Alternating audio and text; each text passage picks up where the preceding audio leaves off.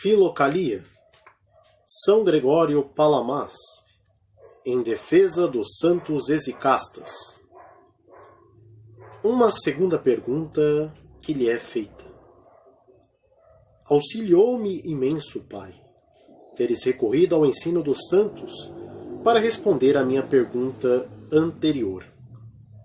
Com efeito, ao ouvir-te, tomei consciência de como podia encontrar uma resposta para as minhas dificuldades. Mas não só, o modo como me confrontaste, com a limpidez da verdade, maravilha-me sobremaneira. Comecei, porém, estimulado pela importância do que dizes, a refletir assim. Se, como tu mesmo sustentas, é possível haver uma sentença que contradiga outra sentença, então o ponto de vista por ti defendido poderia ser, eventualmente, contraditado por outro ponto de vista. Não temo, porém, que assim seja. Sei perfeitamente que o testemunho dos santos é incontestável, e já ouvi também deles um ensino análogo ao teu. Reconheço haver nisso uma solidez incontestável, o que me leva a ter muitas dúvidas acerca da solidez da fé de um homem que rejeita um tal ensino.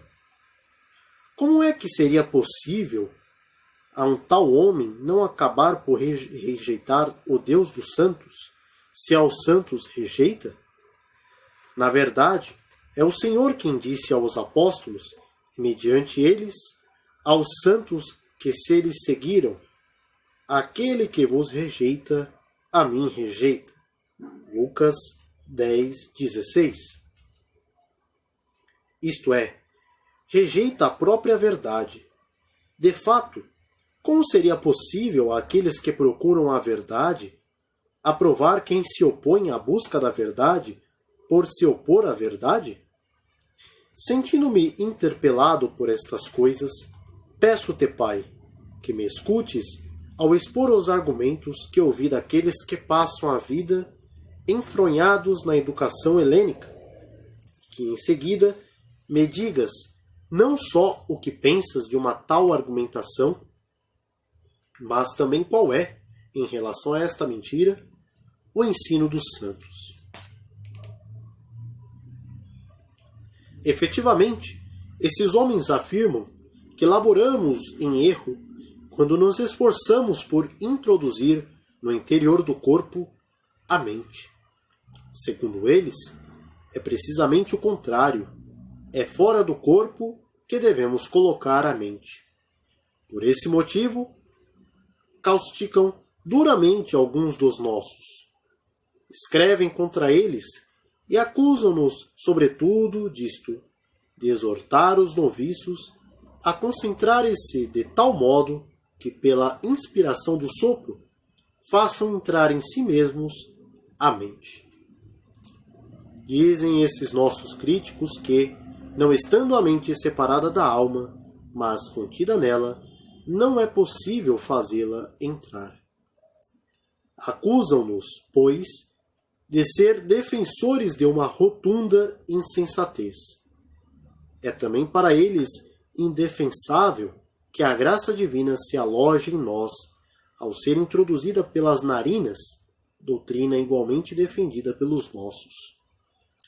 Estou persuadido, porém, de que as suas alegações são caluniosas, pois nunca ouvi dizer de tais coisas a nenhum dos nossos. Sou até mesmo levado a pensar que, comportando-se eles de um modo falso neste ensino, falsamente também poderão comportar-se em outros ensinos. É que, com efeito, nenhuma diferença assinalável existe entre forjar um ensinamento falso e perverter um ensinamento verdadeiro.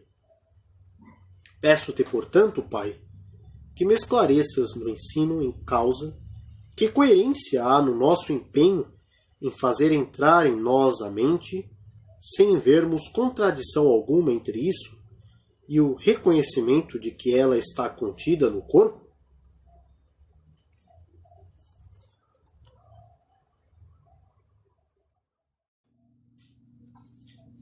Resposta a essa pergunta, dedicada àqueles que, no exicasmo, concentram a atenção em si mesmos, e para os quais não é inútil o esforço que fazem para manter a mente no interior do corpo.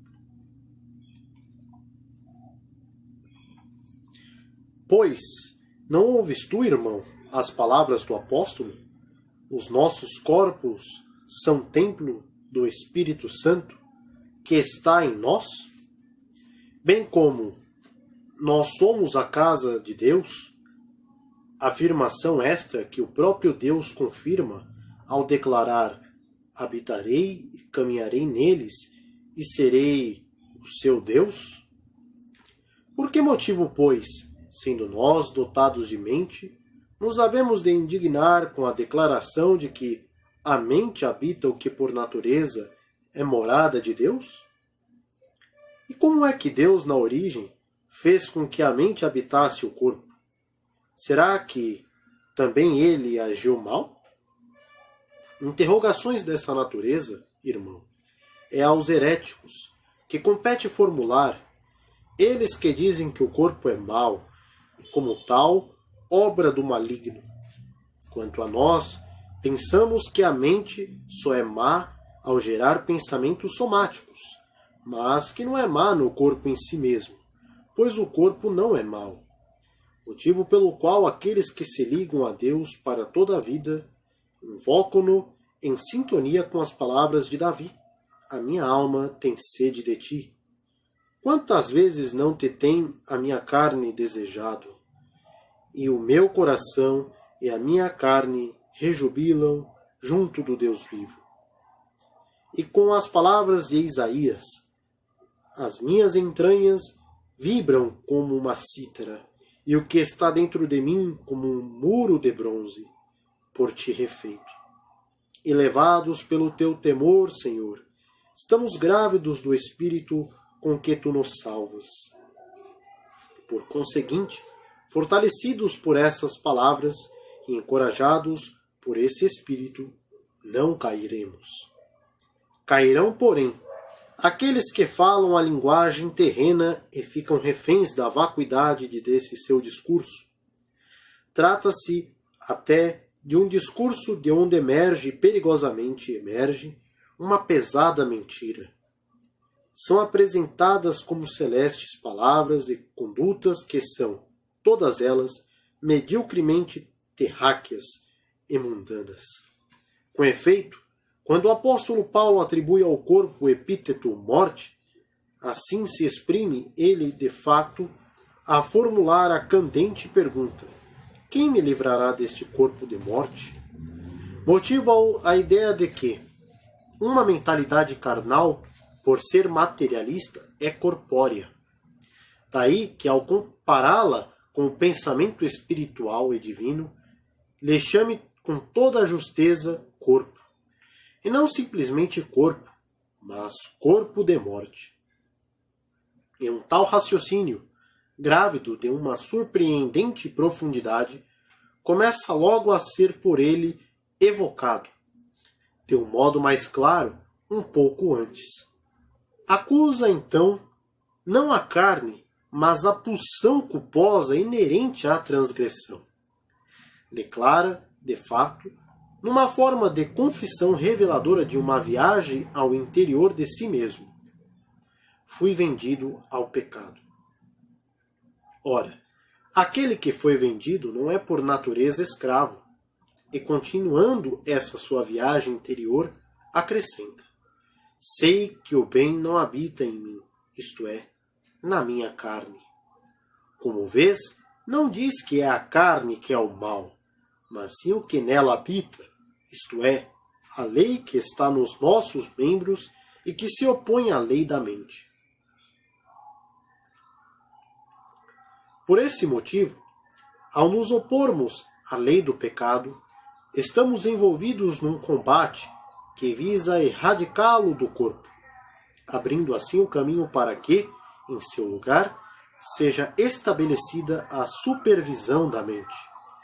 É essencial uma tal supervisão, pois é através dela que a cada poder da alma é atribuído o seu papel, e a cada membro do corpo outorgada a fundamental função que de direito lhe compete.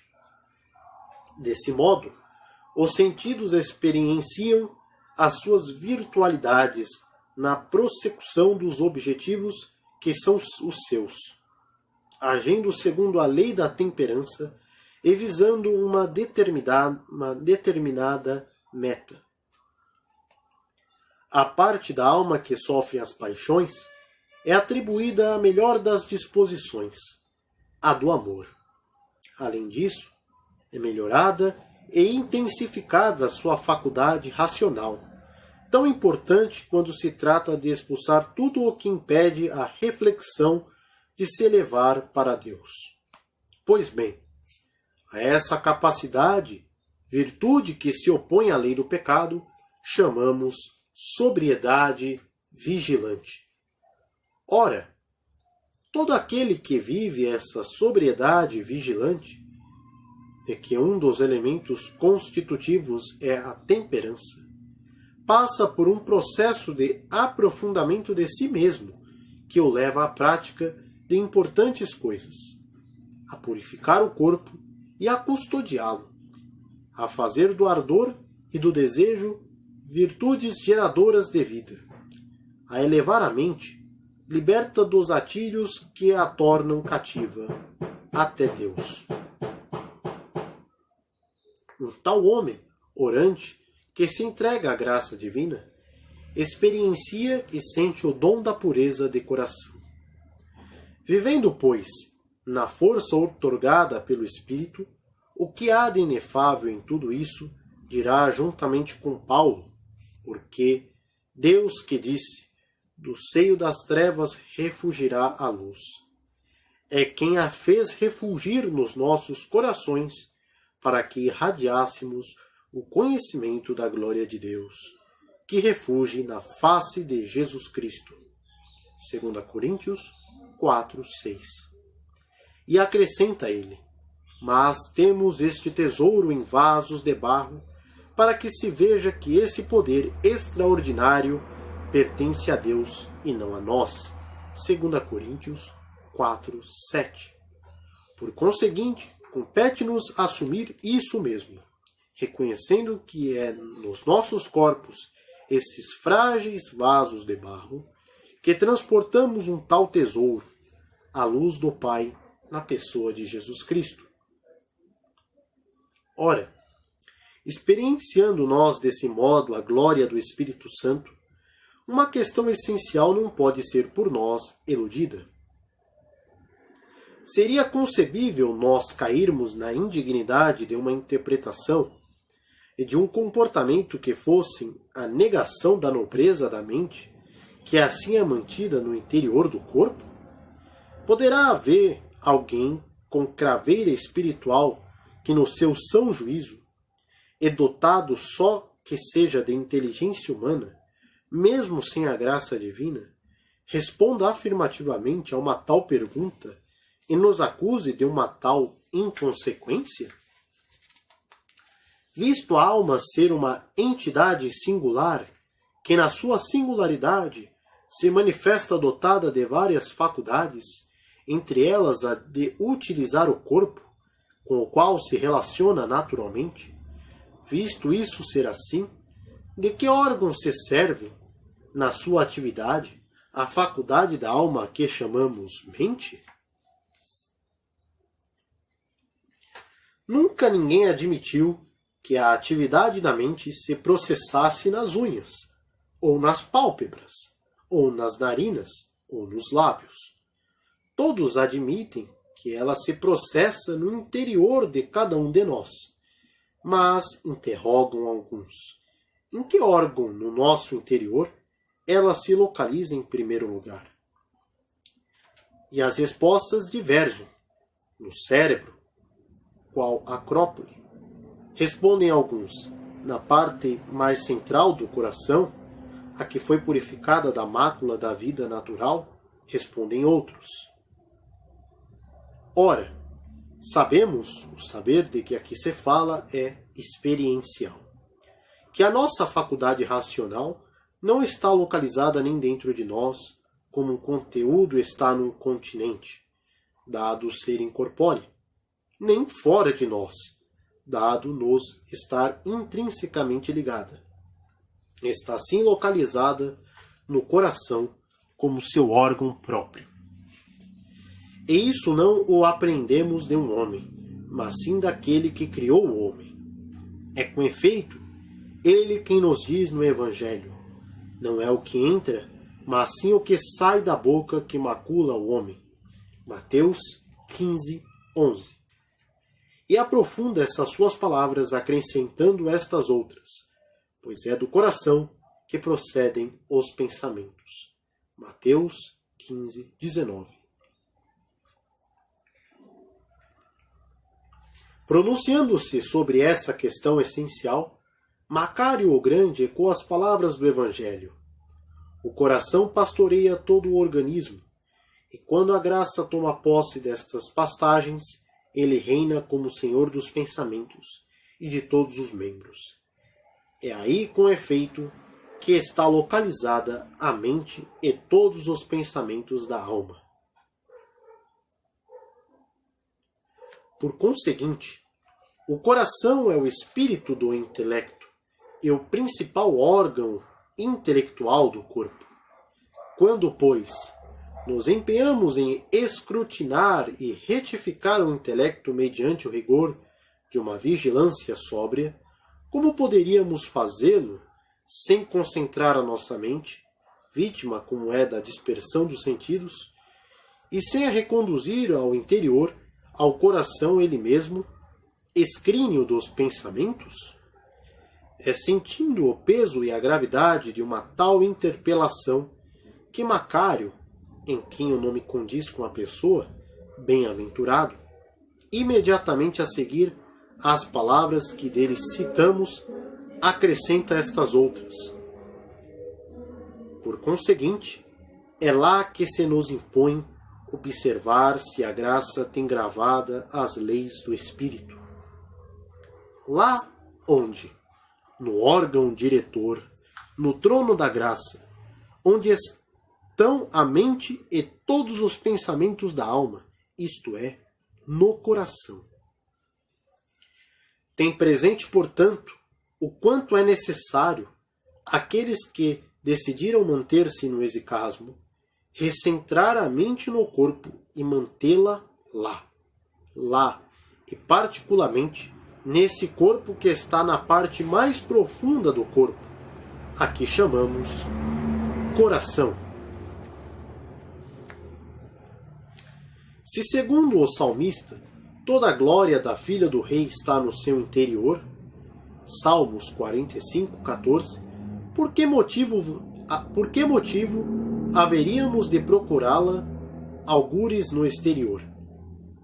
E se, segundo Paulo, o apóstolo, Deus enviou aos nossos corações o seu Espírito que clama, Abba, Pai, Gálatas 4, 6, como poderíamos nós orar de outro modo, senão em união com o Espírito presente nos nossos corações? E se, no dizer daquele que é o Senhor dos profetas e dos apóstolos, o reino dos céus está dentro de nós. Lucas 17, 21. Como não se excluirá a si mesmo desse reino aquele que tudo faz para alienar a mente, procurando-a fora de si mesmo, como se ela aí estivesse? O coração reto de Salomão empenha-se em procurar e viver uma vida com sentido. Mas, Provérbios 15, 14. Mas não se trata de um sentido qualquer. Na perspectiva salomônica, um tal sentido deverá ser noético e divino. Um universo de pensamento onde emergem semelhantes linhas de força é detectável também entre os pais. Vejamos, por exemplo, João Clímaco, que declara lapidarmente: a mente, ao afirmar-se como noética, assume como própria a consciência noética. Não cessemos, pois, de procurar essa consciência que simultaneamente é tida por nós e por nós procurada.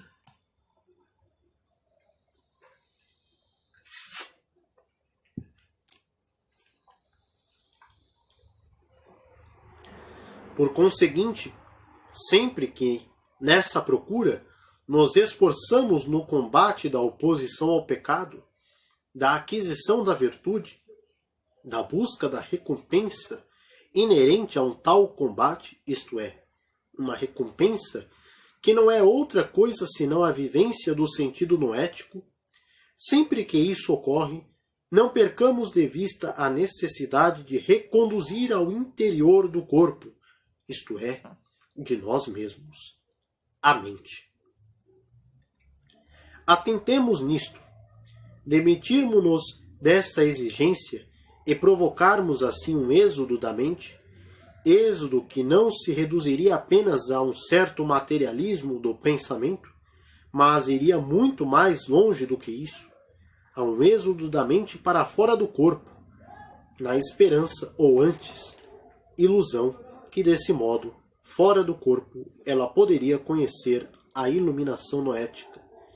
Demitirmos-nos dessa exigência redundaria na mais nefasta das profanas desilusões, raiz e fonte de heresias, invenção demoníaca, geradora da pior forma de demência e estupidez. Podemos assim compreender e denunciar a irracionalidade com que falam todos aqueles que, inspirados pelos demônios, ficam prisioneiros de um labirinto de desnorte, vítimas de uma logomaquia em que nem eles próprios compreendem o que dizem. Ora, o que nós propomos é pelo contrário, uma coisa completamente distinta, conduzir a mente não apenas ao interior do corpo, não apenas ao interior do coração, mas mais do que isso, ao interior dela mesma. Que se expliquem, pois, os defensores de que a mente nunca está separada da alma, mas sempre a ela circunscrita. Explicação que se reveste de uma particular importância, pois ao defenderem um tal ponto de vista, estão implicitamente a afirmar que não há lugar para a reinstalação da mente no nosso interior. Ignoram assim, parece, que a essência da mente é uma coisa e a sua energia outra. Ou então sabem-no e, sabendo-o, colocam-se deliberadamente entre os impostores, jogando com a similitude das palavras. Com efeito, ao não aceitarem a simplicidade da doutrina espiritual, eles a quem a dialética aguçou o mau espírito do equívoco, segundo a opinião de Basílio, o Grande, solapam a força da verdade, construindo antíteses de um falso conhecimento, sob o raciocínio capcioso dos sofismas. Sem nobreza de caráter e sem tirocínio espiritual, julgam-se dignos e capazes de julgar o mundo em que a espiritualidade é honestamente procurada e vivida. E além de o julgar, arrogam-se também o direito de o catequizar. Com efeito, escapa-lhes que com a mente não se passa o mesmo que se passa com o olho, o qual vê as coisas visíveis, mas não se vê a ele mesmo. A mente, pelo contrário, funciona primeiro observando as coisas observáveis, tanto quanto o necessário. Dionísio, o Grande, caracteriza uma tal função da mente como um movimento retilíneo. Em seguida, ela regressa a ela mesma, e nela mesma opera ao ver-se a si mesma. A isso chama o mesmo Dionísio movimento circular. Dionísio, o Areopagita. Ora, um tal movimento é a melhor energia da mente, a que lhe é mais própria. Acontece-lhe até mesmo, mediante uma tal energia, ultrapassar-se a si mesma e estar com Deus. Com efeito, no dizer de Basílio o Grande, a mente não se expande no exterior. Poderá ela sair? Ora, se sai, é-lhe necessário reentrar. Por esse motivo, ele acrescenta: ela regressa a si mesma, e por si mesma se eleva até Deus, seguindo um caminho onde não há sombra de ilusão. E Dionísio, esse incontornável contemplativo das coisas noéticas, afirma de igual modo que um tal movimento da mente não poderia cair em erro algum. Pelo contrário, e numa clara oposição ao que acabamos de dizer, temos o pai da mentira, sendo aquilo que é, monta um terrível assédio, procurando por todos os meios seduzir o homem e levando-o a afastar-se desse essencial movimento e a seguir um outro, caracterizado por uma fatal errância. Ora, até os nossos dias, tanto quanto o sabemos, ainda não tinha ele encontrado ninguém que lhe fosse conivente no esforço de atrair o homem a esse movimento, mediante palavras sedutoras. Foi agora, assim parece, que encontrou os auxiliares desejados. Se é verdade, como tu mesmo dizes, haver homens que têm composto tratados a defender uma tal doutrina. Propagam assim aos quatro ventos, com toda a energia de que são capazes, e com o intuito de persuadir a muitos, até mesmo aqueles que abraçam a mais elevada vida exicasta, de que nos é necessário, por ser melhor, manter fora do corpo a mente em oração. Nem sequer têm em conta, e muito menos respeitam, o que João Clímaco, esse importante artífice de tratados construtores da escada que conduz ao céu, diz de maneira definitiva e concludente: o exicasta é o homem que se esforça por fazer com que o incorpóreo seja contido no corpóreo. Uma tal afirmação de teor lapidar e salutarmente rigorosa tem sido estruturante do ensino que, com toda a legitimidade, recebemos dos nossos pais espirituais. Efetivamente, se o exicasta é incapaz de fazer com que o incorpóreo seja contido no corpóreo, isto é, a mente contida no corpo, então, como é que poderá acolher em si e transportar em si aquele que se assumiu o corpo e que, na sua forma natural, adentra toda a matéria organizada estruturalmente? E sublinhemos isto, tendo em conta a importância de que se reveste, para que a materialidade de um corpo possa entesourar como convém a essência da mente. Impõe-se-lhe assumir com rigor uma forma de vida apropriada à união com a mente. Fora de uma tal disciplina, torna-se fácil, muito fácil, viver uma ilusão. O modo como começamos a tratar o tema que nos ocupa já nos deu a ver a importância dos pais para a dilucidação do que está em jogo. Não apenas na sua vertente estritamente espiritual, mas também no seu aspecto mais concreto e humano. João Clímaco, sempre ele, cujo testemunho é permanentemente precioso, chama a nossa atenção para um imperativo. Todo o homem que decide trilhar o caminho que verdadeiramente o leve a encontrar-se consigo mesmo, o que se traduz em ser-se monge, na verdadeira acessão da palavra, segundo o nosso homem interior, deve conduzir a mente ao interior do corpo e mantê-la aí. Com efeito, é esse o caminho para o encontro de si mesmo consigo mesmo. Por conseguinte, quando se trata dos noviços, é grande a necessidade de lhes proporcionar um ensino que tenha em conta levá-los a olhar para dentro de si mesmos e introduzir lá no seu interior, mediante a respiração, a mente. Ora, é impensável que haja alguém que se arrogue o direito de impedir um tal procedimento. E não é apenas impensável, é além disso irresponsável, pois interdita o caminho a todo aquele que quer atingir um verdadeiro conhecimento de si mesmo,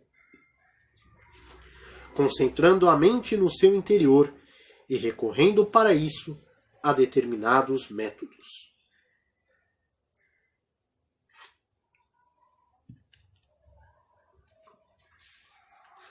Na verdade, a mente daqueles que só tardiamente encetaram a via do discipulado espiritual desconcentra-se facilmente depois de repetidas concentrações, o que implica a necessidade de ser perseverante na prática repetida da sua reconcentração. Inexperientes como são, encontram-se ainda num estádio que exige deles a compreensão lúcida de uma necessidade. Conscientizarem-se de que, sendo a mente a mais complexa de todas as coisas, ela é também aquela que está sujeita a uma maior mobilidade. Fundamentalmente, é esse o motivo que leva alguns mestres a recomendarem que se preste atenção ao modo como respiramos, tendo em conta que uma respiração completa se compõe de aspiração e de expiração. É necessário estarmos atentos a essas duas fases. E por vezes é bom reter um pouco a respiração, a fim de, nessa vigilância respiratória, se reter de igual modo a mente. Ora, uma tal vigilância reveste-se de particular importância, pois na sequência de algum progresso, não só impedindo a mente de se dispersar por tudo o que a rodeia, mas também purificando-a, poderemos, com a ajuda de Deus, chegar ao ponto de a concentrarmos e congregarmos num estado a que Dionísio chama de concentração unificada. Um tal controle da respiração pode, com efeito, ser visto como consequência espontânea da atenção da mente, pois a respiração, aspiração e expiração, processa-se tranquilamente quando o pensamento, empenhado no processo em curso, vive intensamente esses momentos de concentração. Acontece isso particularmente entre aqueles que são autênticos exicastas, isto é, que o são integralmente, tanto no que implica o corpo como no que implica a mente. Exicastas assim podem, com efeito, entregar-se a um sabbat espiritual. Vivem desse modo uma integral quietude, bem como um fecundo repouso. Ocorre neles, com efeito, uma libertação das faculdades da alma, que se traduz numa kenosi do conhecimento e dos conhecimentos mutáveis, transitórios e compósitos. As percepções dos sentidos são esbatidas e, de um modo geral, desativadas todas as atividades do corpo que dependem de nós. Quanto às que não dependem inteiramente de nós, como é, por exemplo, o caso da respiração, o despojamento que ocorre limita-se ao que está dentro da medida do possível. Não se pense que há nisso um qualquer esforço. Com efeito, quando se trata de exicastas cujo progresso no exicasmo é assinalável, tudo se processa naturalmente, sem violência e na quietude. Eles vivem o que vivem num estado de alma que, impregnado da riqueza espiritual própria da espontaneidade, lhes permite acompanhar a entrada perfeita da alma em si mesma. As coisas já são diferentes quando se trata de noviços. No tirocínio destes, nenhuma dessas coisas acontece sem esforço e fadiga. O fator paciência, uma paciência vista no sentido de uma perseverança, de um desejo indômito de progredir, é em todos os casos muito importante. Note-se, porém, a paciência de que falamos resulta do amor, pois o amor tudo crê, tudo suporta, tudo espera, tudo nos ensina. 1 Coríntios 13, 7. Ensina-nos, por exemplo, o dever de nos empenharmos no que fazemos. Um empenhamento tão autêntico que nos leve a extrair da paciência o êxito e a viver assim em todas as coisas. Mas, para que alongar-me nisto? Todos aqueles que nisto são experimentados, por terem experienciado e sentido até as fibras mais profundas da alma todas estas coisas, não podem senão sorrir quando são contraditados por aqueles a quem falece a experiência. Efetivamente, os experimentados têm por mestre não qualquer comportor de discursos que se anulam a si mesmos, mas o empenho e a experiência que se refletem num discurso cujo a integridade é exemplar. De onde naturalmente resultam, frutos essenciais. E entre esses frutos avulta particularmente uma tomada de consciência lúcida e decidida que leva a dizer não ao palavrório daqueles que se perdem por disputas estéreis e acusações infundadas.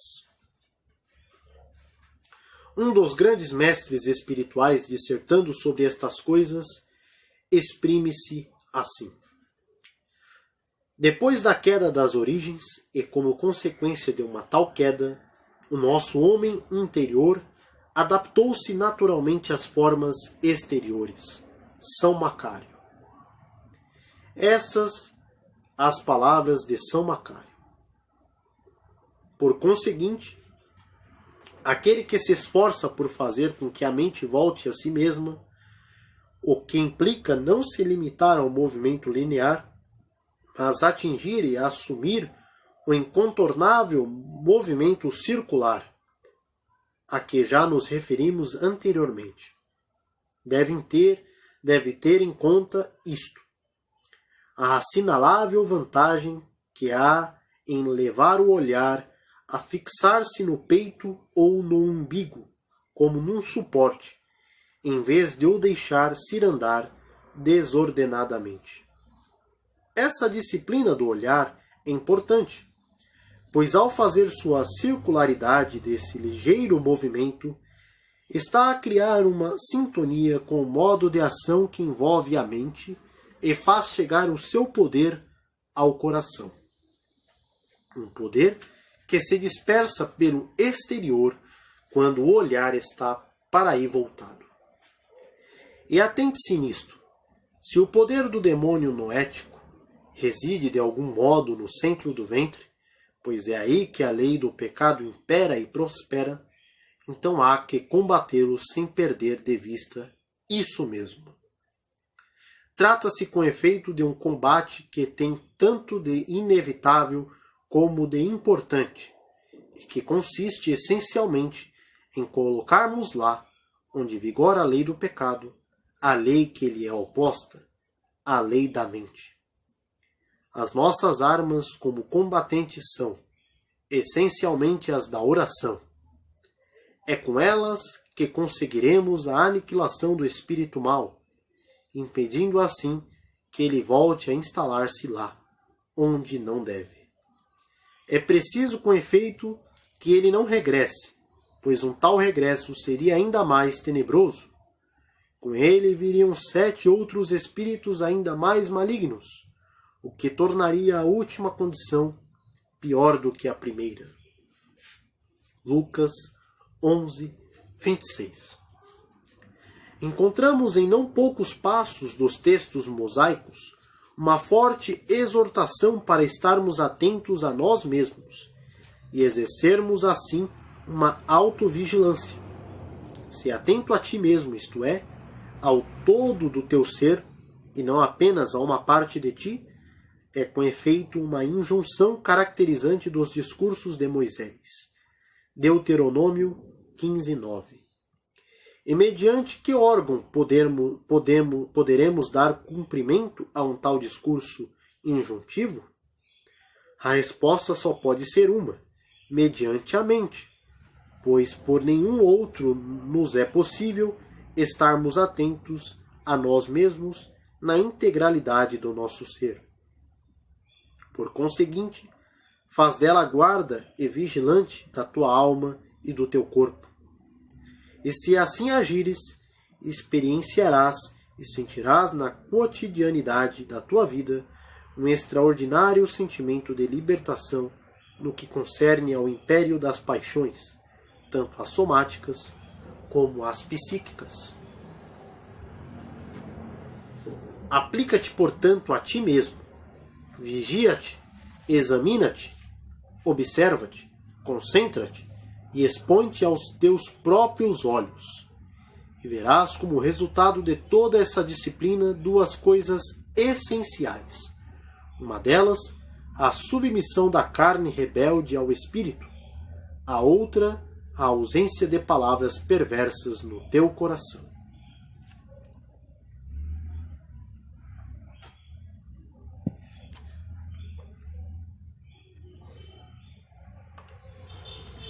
Há uma exortação do Eclesiastes que salutarmente nos dá forças no nosso cotidiano combate. Se o espírito que impera no mundo dos demônios, passional como é, se levantar contra ti, não desertes do teu lugar. Eclesiastes 10, 4. Por outras palavras, não deixes parte alguma da tua alma, membro algum do teu corpo, sem vigilância. Desse modo, elevas-te acima dos espíritos que te ameaçam rasteiramente, pois és capaz de te sondar a ti mesmo e de os sondar a eles, com o discernimento que se impõe e que resulta de uma diuturna comunhão com Deus. Ele é o Senhor que, na sua infinita misericórdia e querendo o nosso bem, sonda providencialmente o nosso coração e os nossos rins. Salmos 7, 10. E a partir daí, começamos a viver.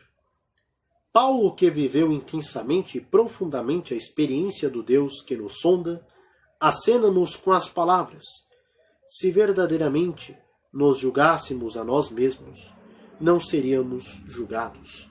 1 Coríntios 11, 31. Nutrindo esse espírito, experienciarás a bênção que Davi intensamente viveu.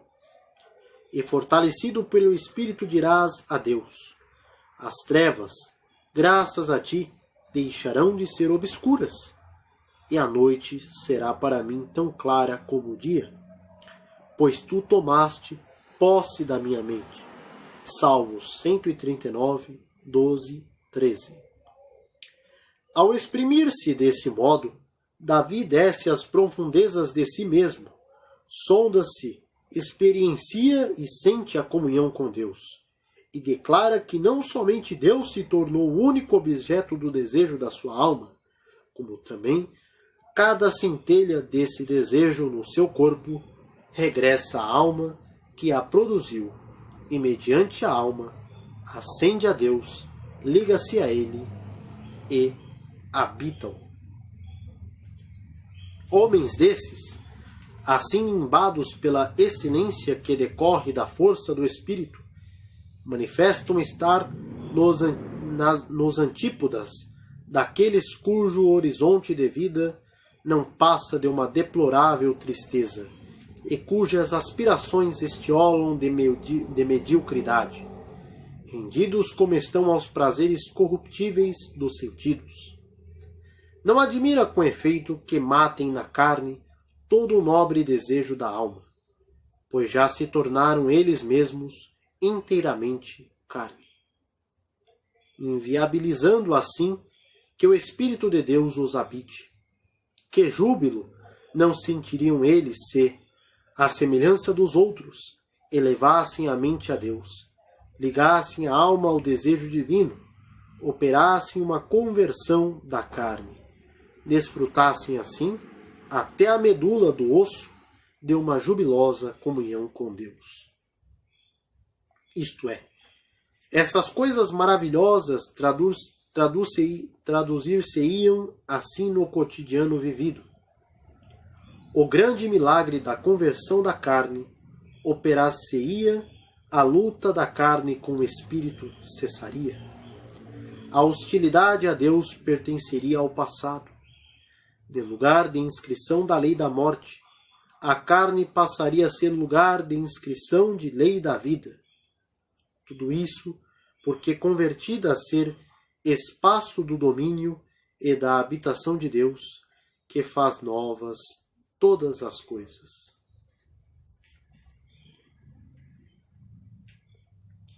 Entre estes dois lugares, o da carne e o da mente, o espírito do mal mostra-se aquilo que é, a optar pelo lugar da carne, como o mais apropriado para a inscrição das suas façanhas.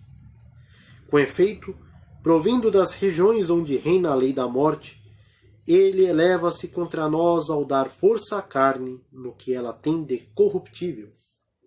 Ora, no dizer de Paulo, o apóstolo, a uma tal lei da morte não pertence a última palavra.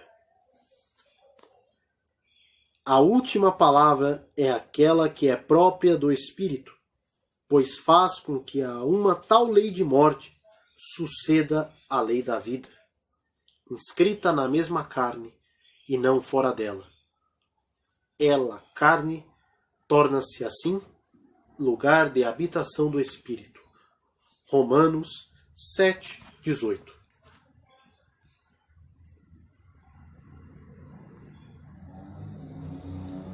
Por conseguinte, é sobretudo em relação a ela, carne, que se nos impõe nunca afrouxar a atenção, nem claudicar na vigilância. Como então fazê-la nossa? Como impedir que o maligno a tome de ataque, sobretudo quando se trata concretamente de nós, das nossas vidas, de nós que ainda desconhecemos como rejeitar o mal e ainda não estamos totalmente sintonizados com as vias próprias do Espírito?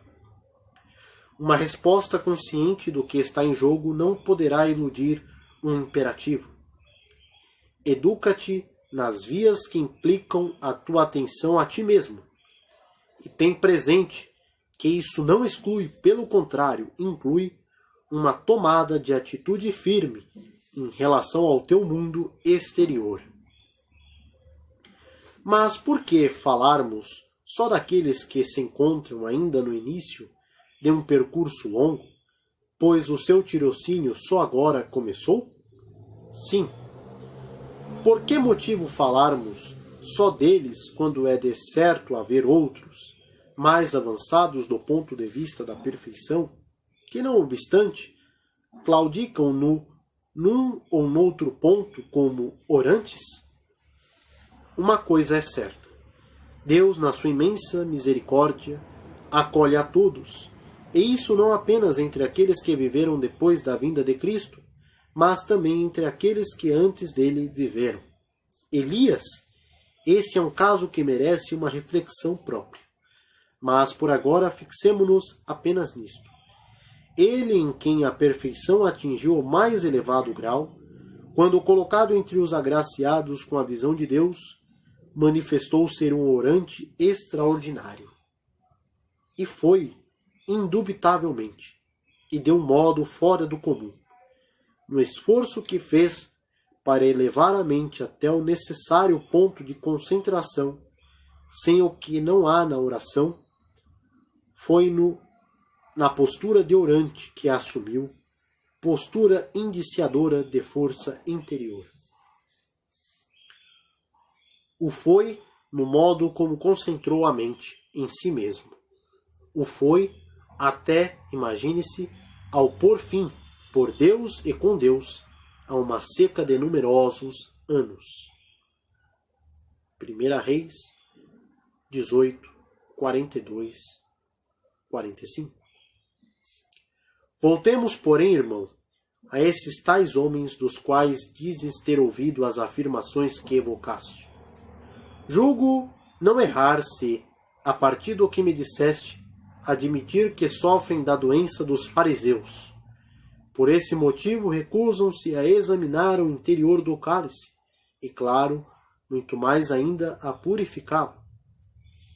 Ora, o que fundamentalmente está em jogo em tudo isso, afirmemo-lo sem tibiezas, não é outra coisa senão a recusa de purificarem o coração. Além de não seguirem as tradições dos pais, esforçam-se com denodo por gozar de privilégios, dos quais podemos destacar dois: o exercício de uma primazia que encerra os outros numa dependência estiolante, a pretensão de um magistério que os leva a arvorarem-se em novos doutores da lei. Como um tal procedimento, mostram à saciedade o desdém que sentem pela oração do publicano. Lucas 18, 9 ao 14. Mas não só isso. Estão também implicitamente a exortar os outros a desprezá-la. E, contudo, trata-se de uma oração central que mereceu a aprovação de Deus. Atentemos nela. Tal como o Senhor diz no Evangelho, foi o publicano que nem sequer ousava levantar os olhos ao céu, foi aquele justificado. Ora, é precisamente a ele, publicano, que procuram imitar aqueles que, ao orarem, fazem incidir o olhar no seu próprio corpo. Acontece, porém, isto. Não obstante ser essa uma genuína intenção, tornam-se alvo da chacota dos que injuriosamente desferem-se contra eles as suas críticas e os apodam de psíquicos umbilicais. O que não é mais do que um lamentável desejo de ridicularizar quem, com efeito, entre nós, disse já alguma vez que a alma está localizada no umbigo. Assim, pois, além de caluniarem, mostram ser aquilo que são, homens dúplices, que por um lado ultrajam aqueles que são dignos de louvor e por outro lado convivem sem nenhum problema com aqueles que vivem no erro. E por que motivo as coisas são assim com eles? Move-os o quê? Essencialmente, estas coisas: o desejo torpe da calúnia, e não o amor da verdade. A incapacidade de compreenderem o exicasmo como uma vida a viver. O egoísmo que os leva a pensar só neles, sem manifestarem desejo algum de conduzir outros à sobriedade vigilante. A vanglória que, no fundo, é motor das suas ações e os leva a escrever o que escreve.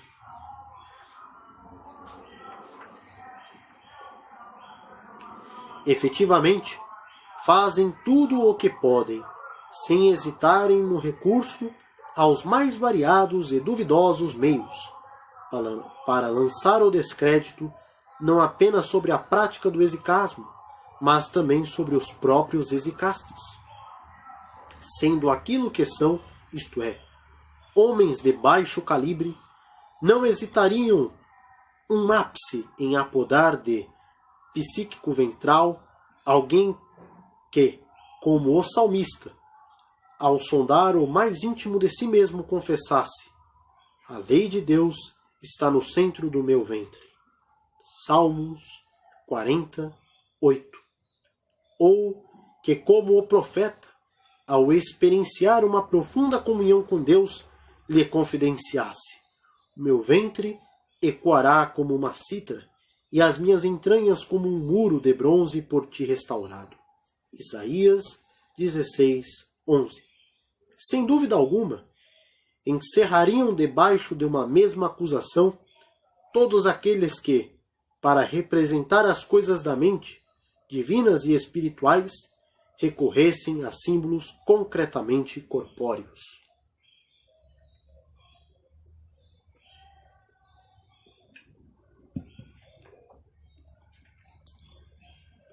Não se fique, porém, a pensar que esses tais, ao recorrerem aos processos a que recorrem e a usarem a linguagem que usam, prejudicam um pouco que sejam os exicastas.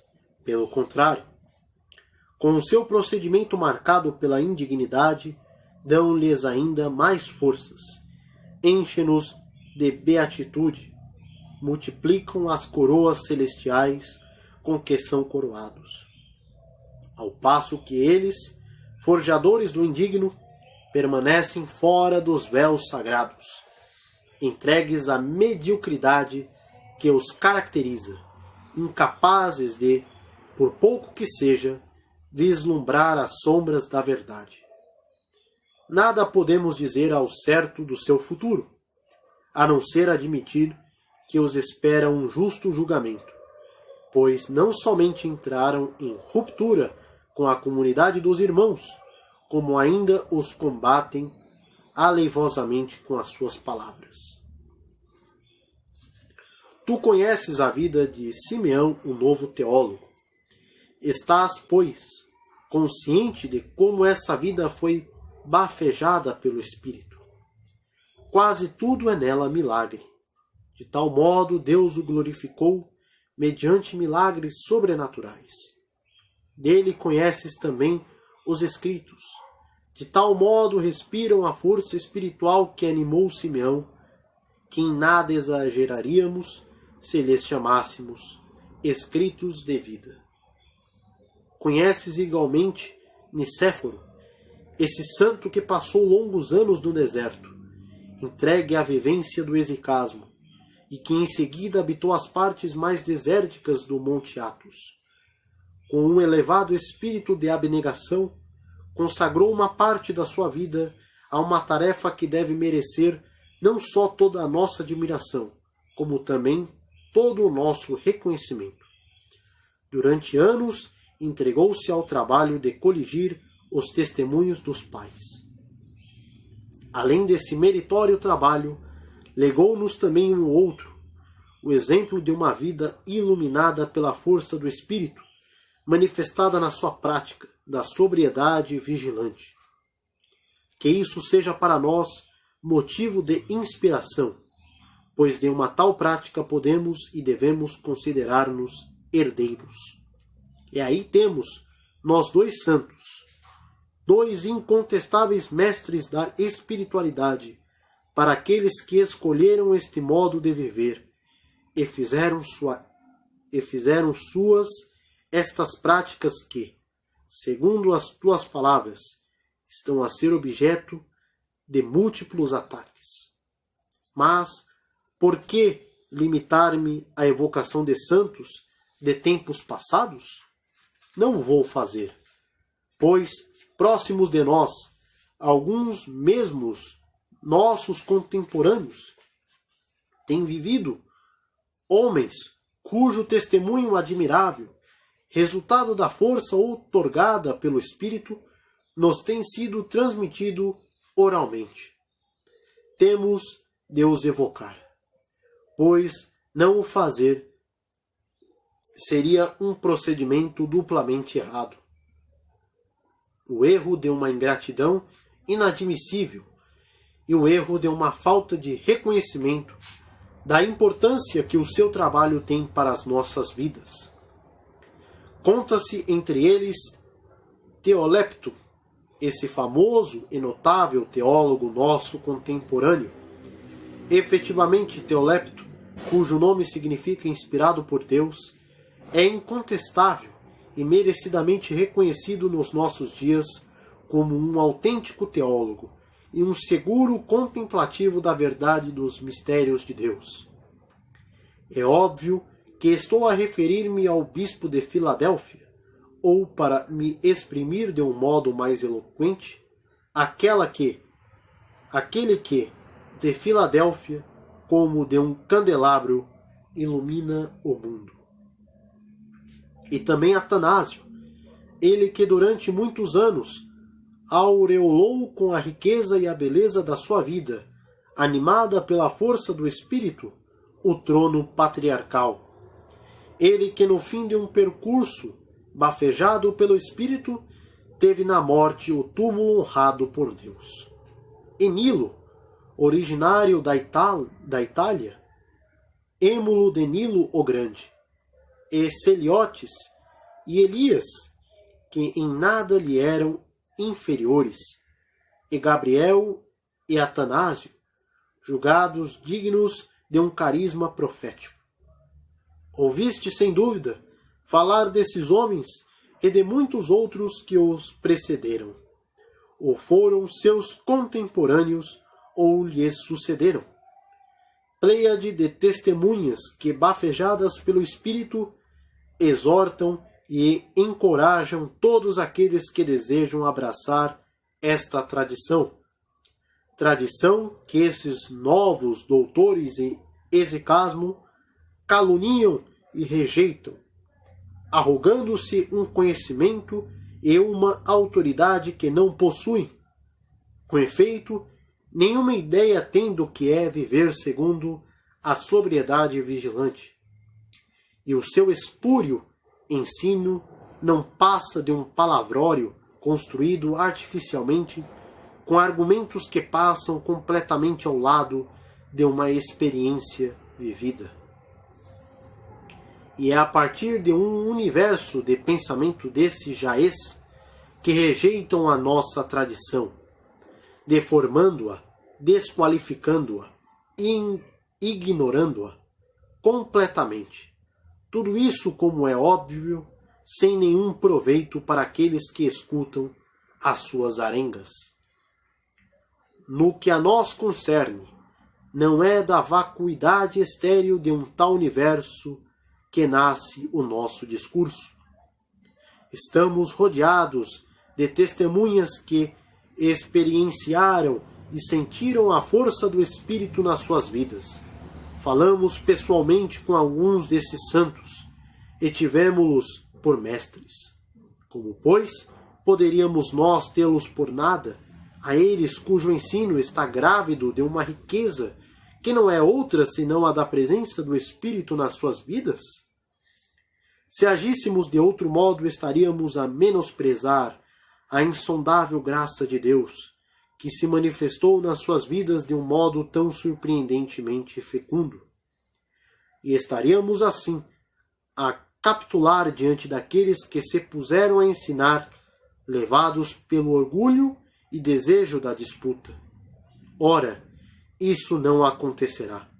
Jamais acontecerá. Que posso, pois, dizer-te além do que já te disse? Simplesmente mais isto.